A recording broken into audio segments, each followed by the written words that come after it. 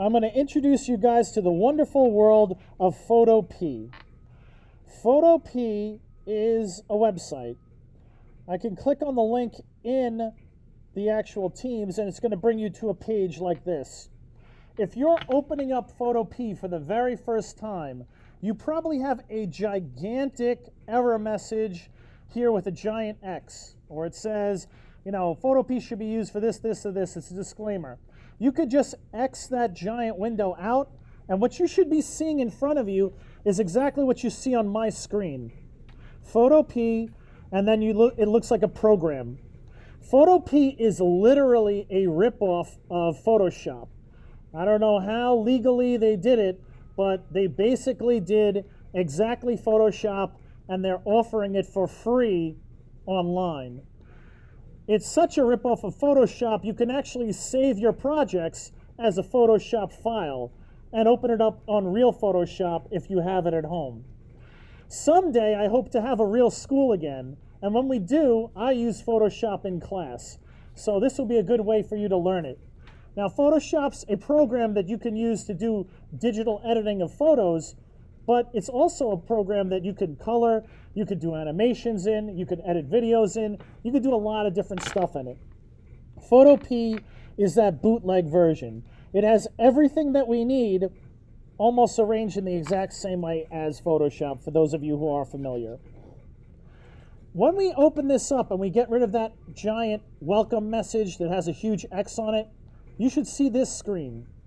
In the center of that screen, you're going to see Photopea, new project, open from computer, templates, yada, yada, yada. We are opening from computer. We are opening from computer because you guys are going to open up the file that I just had you download. That file is called Apple Start Green, and it should be in your downloads folder. Don't disregard mine. Mine is going to be a little bit different. All right, but it's going to be in your downloads folder, and you should have that copy there ready to go. You can open that up. Again, I'm going to get to mine, and I'm going to hit open. What you should see right now is the picture that I have in front of me. It has a color bar of colors, and it has a picture of an apple. If we were doing this in colored pencil, these are actually the colors I would have you guys work with. White, black, yellow, lime peel, apple green, dark green, and crimson red. So we're going to use the exact same colors that we would in real life, but we're going to use it in a digital painting format. If you have any questions, let me go through the full demo, and then I'll help you out right after I'm done. We're only going to do a couple really simple things right now. First things first is I want you to see on your left-hand side, you should have a bar. It might not be organized the same as mine because my screen is minimized for projection on the screen at school. But you should see a toolbar. That is your toolbar on the left-hand side. You see a lot of different tools in there. Above it, you're going to see the File, Edit, Image, Layer, Select menu. That menu is to this program. You will also have that up here for your browser. My browser is Chrome. We are using inside the program, this is where we find stuff. So when you go to File, Save, or Edit, it's all going to be within the dark gray area. Underneath that File, Edit, Image, we have another bar. Right now, this is what it looks like. When you change to a different tool, all of this stuff changes. All right? Sometimes it's very similar, sometimes it's dramatic. Underneath this top menu, this is the edit menu for that particular tool. All of these tools have different options. This is where their options are at. We're only going to be using one tool today for the most part. Just know that. On this side of the program, we should have a layers window. You can see by default, mine pops up over here. It says layers on it. You see the drop-down menu, it says normal. Underneath that, you see background. Next to the word background is a thumbnail of our picture. All right? And that's what it should look like. Next to that thumbnail, there's an eyeball. That eyeball can disappear and reappear. all right? It doesn't erase your picture. All it does is make it disappear. And when I make this thing disappear, you'll see a checkerboard symbol. This white and gray checkerboard actually means there's nothing there. It's invisible. So when you see the checkerboard on your screen, just know that whatever you're looking at is invisible. All right? That'll be important later on. Right now, what I want you to do is I want you to lock the background. Right above the word background, there's a padlock looking symbol. It's actually all. It looks like a lock that you would put on a locker or on your bicycle. When you click that, you should see on the background layer, we now have a padlock. You could take a second and do that. We never want to do anything to our background layer. You can edit it, paint on it, and change it, but my feeling is if you do, there's a chance you ruin it, and then we have to go backwards and like fix it or restart. So what we're going to do is we're going to lock it. When it's locked, most of your tools will not work on it, and that's good. Now, if I want to paint on this thing and do digital painting, well, what am I going to paint on if I can't paint on the background? What I'm going to paint on is a new layer. To create a new layer, you'll see on the bottom of the layer window, there are a couple little symbols. The one all the way over looks like a trash can. It is delete layer. The next one over is new layer. New layer looks like a little tiny rectangle with a corner folded up on it. Next to that is a folder. I want a new layer. When I click on new layer, you're going to notice that above background, something called layer 1 has already been created.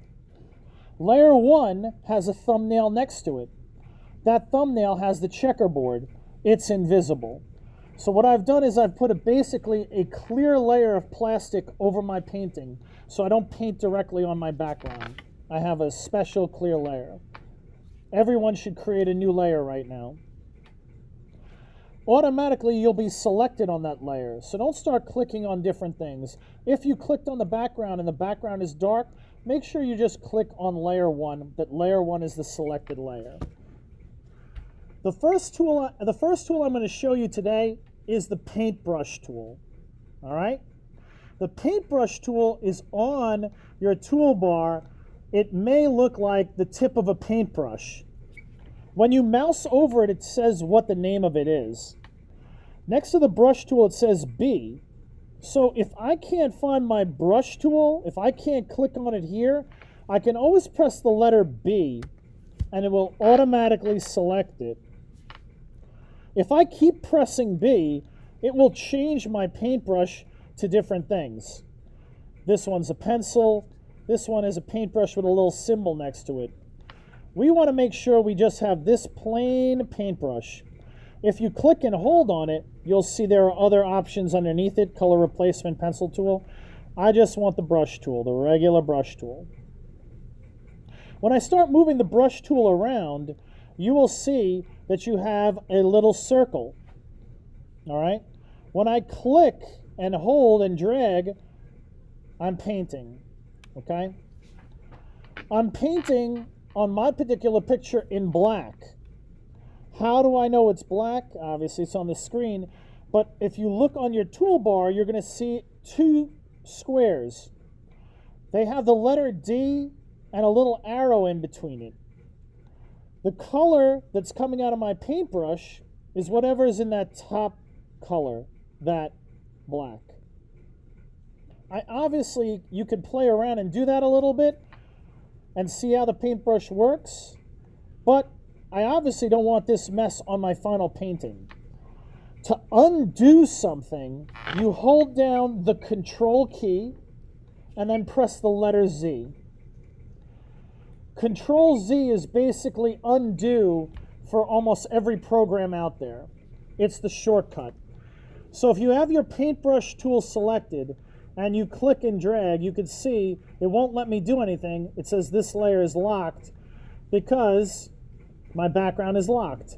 I undid the layer that I created. So just make sure that you know you can undo multiple things. You can undo back quite a few steps. Once again, I'm going to have layer. I've created my layer on my layer 1. I've got my paintbrush. I paint. If I don't like that, I'll hold down Control and I'll press the letter Z. And that undoes it. I'm going to do a little painting really quick. What I want to do is I want to use my paintbrush to actually paint a couple of these colors. Now, how do I get the exact same color? Well, first I'm going to go to my black square I had over here. This is actually my color picker. Yours might be down here somewhere. It might not be organized the same. But what you're going to do is you're going to click on that top square. Not this bottom one, the top one. When you click on it, you're going to get your color picker. All right? If you click on different spots in your color picker, you'll notice you have different colors. There's also a white line on this rainbow over here. I could drag this line up and down and change colors as well and get any color I want in the rainbow. My issue is that I want to copy the colors I see here. How can I copy them? Well, I could try to match it as close as I can, but that's not what I want you to do. What I want you to do is I want you to go and literally get your color picker open and click on the yellow. When you click on that yellow, you'll notice your color picker automatically matches that yellow. And then you're going to hit OK. Now you're going to see inside this box that it is yellow on the top box. And when you go to your picture, what you're going to do is you're going to start painting right over here. And what you should see is that you should see no difference between the yellow in the original box and the yellow that's coming out of your paintbrush. I don't need you to fill this box in perfectly. All I want to see is a blob of yellow paint, and I want to see that black line between the two of them disappear. You could do that now. Remember that this should be done on layer 1. If you did everything appropriately, you shouldn't be able to paint on your background, only on layer 1. If you're having no problem doing that, then you could do the next color. To get the next color, I would click on my color picker. I would click on the actual color in the photograph, which would match, and then I'm going to hit OK. I'll use that paintbrush, and what I'll do is I'll paint a little blob in that rectangle of that color, and I will cover up some of that black line. I will do this for each and every color, all the way down this little line, just the way I'm doing it.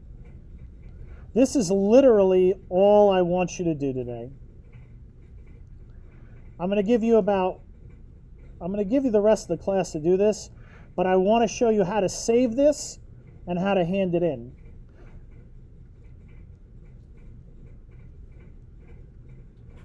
You should see exactly what I did right here on the screen. To save this, how I want you to save this is you're going to go to File and then Save as PSD. When you do that, it is automatically downloading a copy of this to your downloads folder. It's saving it as applestargreen.psd, and it is already in your downloads folder. I do not want you to hand in this PSD file. This is a Photoshop file.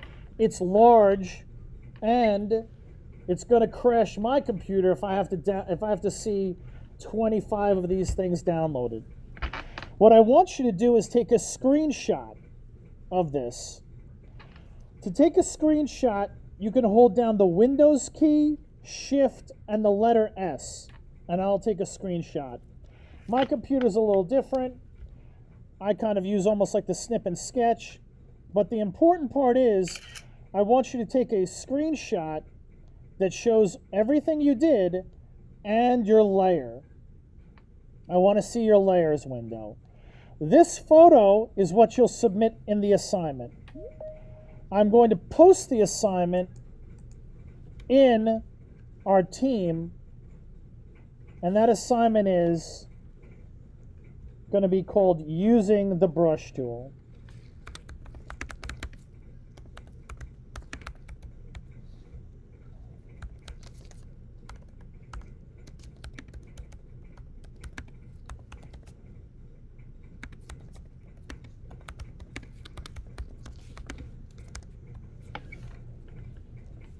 And I'm giving you 10 points for doing that. I'm making it due tomorrow night. So in here, to submit this, I'm going to add student work, and what I'm going to add is the photo, my screenshot of the coloring and my layers. And that's 10 points. It shouldn't take you very long to do, and I'm going to save this video